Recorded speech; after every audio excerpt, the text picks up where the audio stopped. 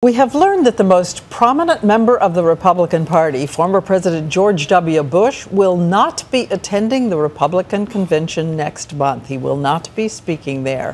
He said he prefers to stay out of politics.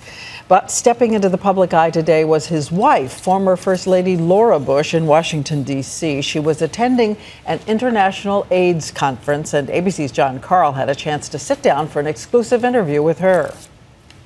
I was surprised to see that neither you nor President Bush are even going to the Republican convention. That's right. Well, why is that? Well, both Bushes are not going. George's dad played the age card, right. As he says. That's a little easier for him, yeah. He loves to say that. But we just felt like we'll be watching from the sidelines. But she's not afraid to take on Republicans who want to cut foreign aid. It's in our moral interest as a country.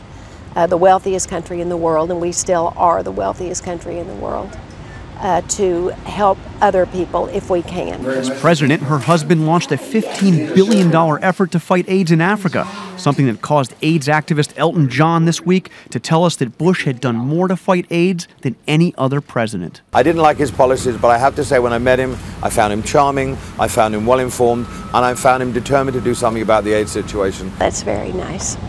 But I mean, it is amazing, and it isn't George. It's the American taxpayer who funded it, and Americans should be very, very proud.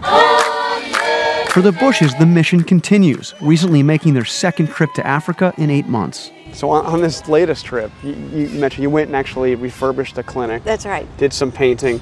I noticed President Bush seemed to get a little more paint on himself in some cases than I did. Yeah, so... I was a very neat painter. You let him paint around the house? No, actually.